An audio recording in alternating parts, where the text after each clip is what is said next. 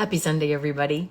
I just have to laugh at my camera being turned around to begin with this live. Technology and me, I tell you what, the struggle is real. I'm so glad you guys decided to tune in and see me today. I just wanted to make an effort to come on and talk more live, more regularly. It's so important to just hear what you guys are thinking, reading your comments, and then figuring out what it is I can offer to help, because I know a lot of us are struggling out there with chronic symptoms. Sometimes we have spasmodic dysphonia like I used to have, or we have chronic pain in our bodies, or inflammation, or digestive problems, whatever. Anyway, all of it is so related to who we are as a whole person. So today I wanted to just talk a little bit about being a people pleaser. So anybody else resonate with that title? I know I like to think of myself now as a recovering people pleaser, because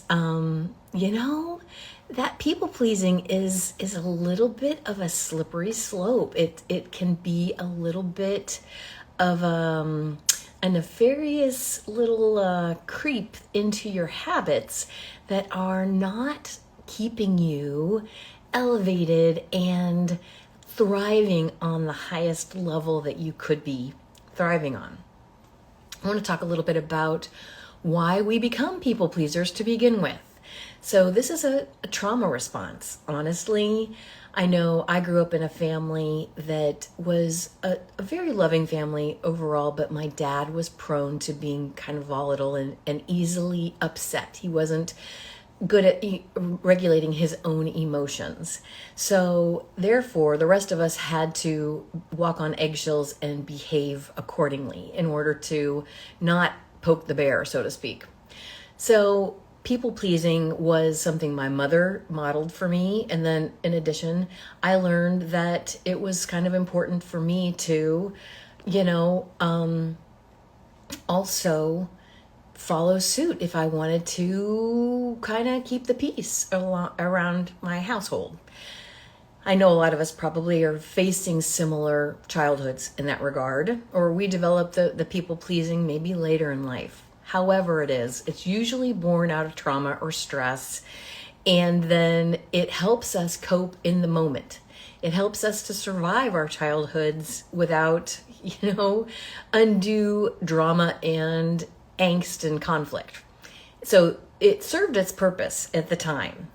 But as we are starting to thrive and become new versions of ourselves that are not inhibited by physical symptoms of things holding us back, we want to learn how to modify maybe some of our past behaviors that we've been using to cope and survive, and now we got to turn it and learn how to thrive. Unfortunately, the people-pleasing aspect has a whole list of kind of traps that come along with it. First and foremost, it causes us to run our adrenaline because we are constantly gauging for the reaction of other people. Whenever we are going about our business in the world, we are constantly evaluating what we should do next, or how we feel about ourselves, or there's so many things that we use other people's filter to then decide how we feel about ourselves.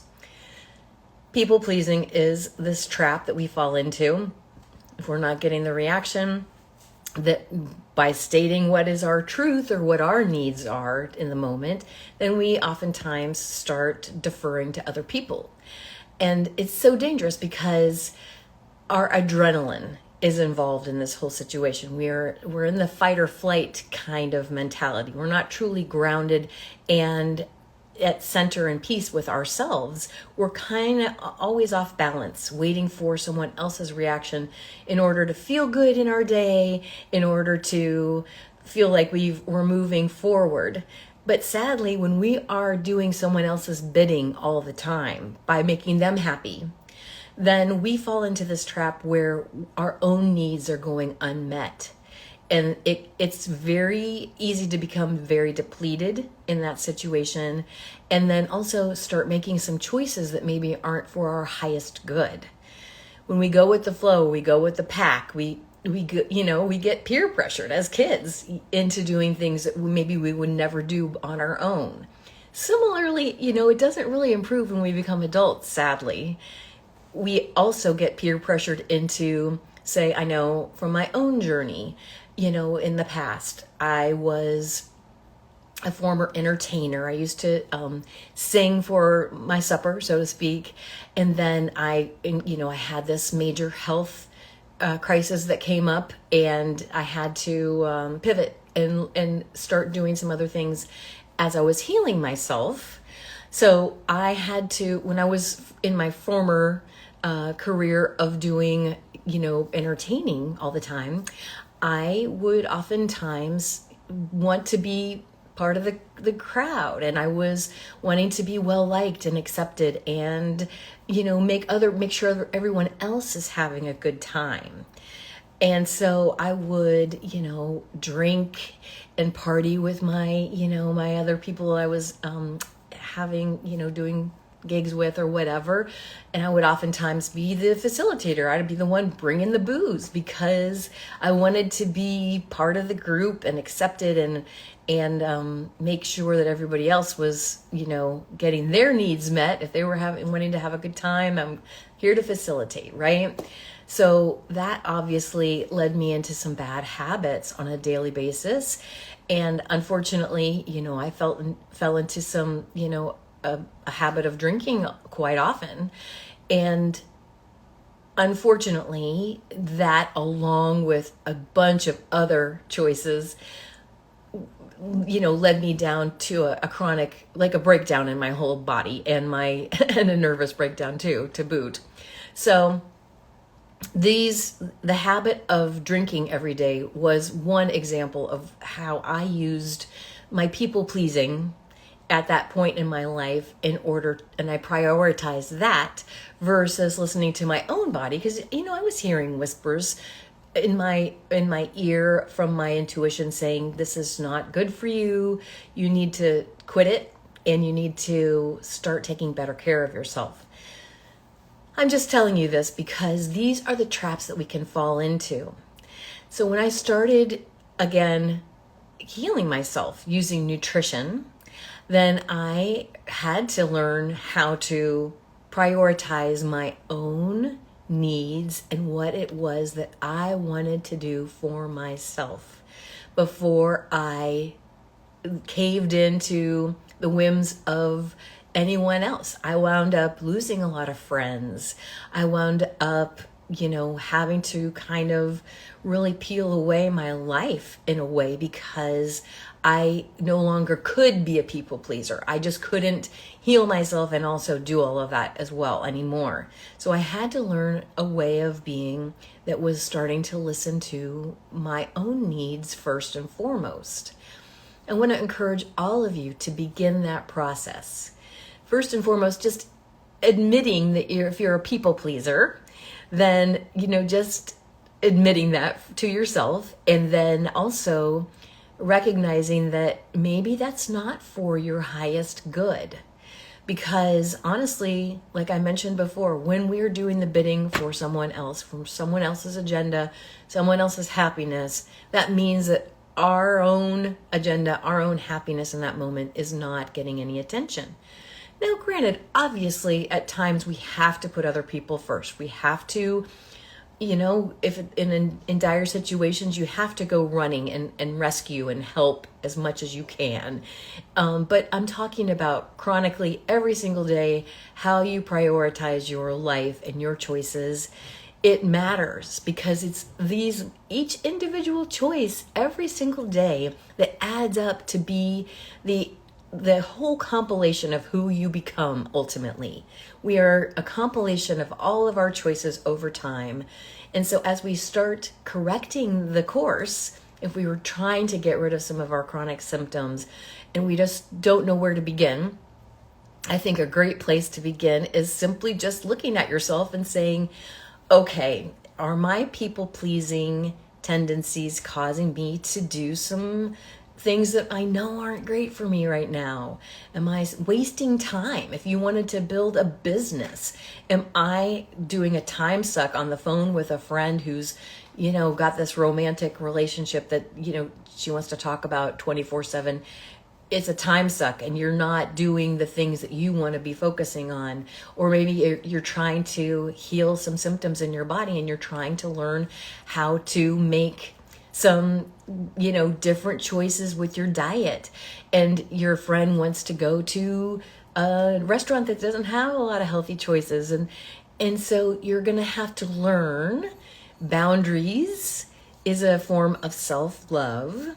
And in order to become less of a pleaser and more of an asserter of your own needs, of course, we have to learn to start drawing those boundaries more clearly.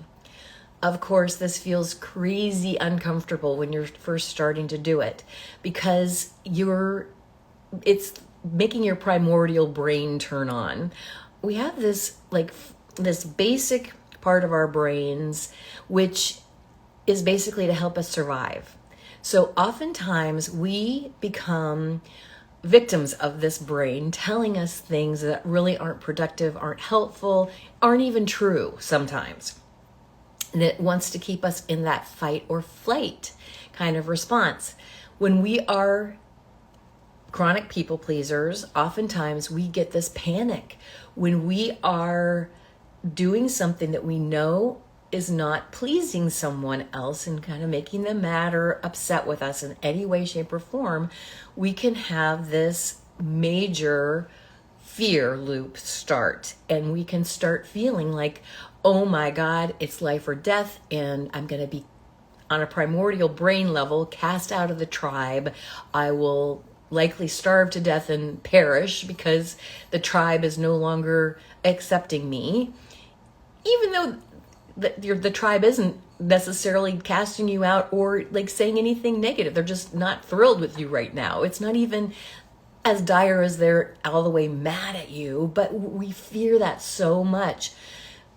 We're just geared from the initial time when we started using people pleasing as our coping mechanism. So it's just important to notice these things when we're starting to assert ourselves a little more. You have to say, I know it feels so uncomfortable right now. I know that. When we start feeling uncomfortable, all we have to do is show ourselves more self-love and also break it down for ourselves. So in fact, what are we feeling? We're feeling the fear that other person is not giving us approval. So we are not letting the primordial brain go crazy and take control. We are instead beginning to have a look at what it is that is happening. So when you can identify, okay, I'm fearful if so-and-so is going to be upset with me. There comes my cat. Of course, on cue. The minute I always start talking on a video or on a live, she wants to come in and have her 2 cents in. So please forgive the meowing in the background. Hopefully, maybe you speak kitty and she's telling you some good stuff too. She's just got something to add to this. I don't know, but anyway, so what you can, start identifying your beliefs around this. So as pleasers, we think we have to do X, Y, or Z in order for people to like us, for them to accept us. And, sometimes we have to perhaps crack that belief and say, look, I need to assert my needs and also prioritize my own healing, my own health right now. And honestly, anyone who loves me and cares about me should be able to ultimately want that for me too. So as we're starting to have some unpleased people with us as we're going through this, because it's inevitable when you're used to being a pleaser and people are used to having you accept whatever it is that they want from you, then it's going to come as a shock to them when you start saying no to that. it's going to be a process. And like I said, I'm a recovering people pleaser. I won't say that I am great at it all the time, but I definitely have some boundaries drawn, and people who know me know they're not negotiable on certain things for me. So as you begin to unpack this and figure out that anyone who truly loves you and is worthwhile being in your life ultimately wants you to thrive. So even if they seem a little bit grouchy about it in the beginning, they're going to come around and they're going to want to support you and also help you be the best version of yourself. And if they don't, maybe they're not the right people you want to be surrounding yourself with all the time. That's something to consider. I would encourage you guys to just, start journaling on some of these subjects, because as we're starting to learn more about what we want and the life we're trying to create and the health we want to create, the financial situation, the relationships, whatever it is you're after, you got to know what you want first in order to create it. It doesn't just happen by accident. So as you start becoming more in the driver's seat and taking these things into consideration, you're going to learn that, little by little, you can negotiate things that are good for you and boundaries that are more clear for other people, so that you can start loving yourself to the point where you are able to make dramatic changes and transformations to the person and the circumstances that you desperately want. If you're trying to heal yourself from a chronic condition, I'm telling you, this is the number one place to start. Learning to love yourself and care for yourself, nurture yourself in a way that is pleasing to your agenda and what you need and what you want is the first step to making that transformation a reality. If you don't stand up for it, you don't become the guardian of that new protocol, nobody else is going to do that for you.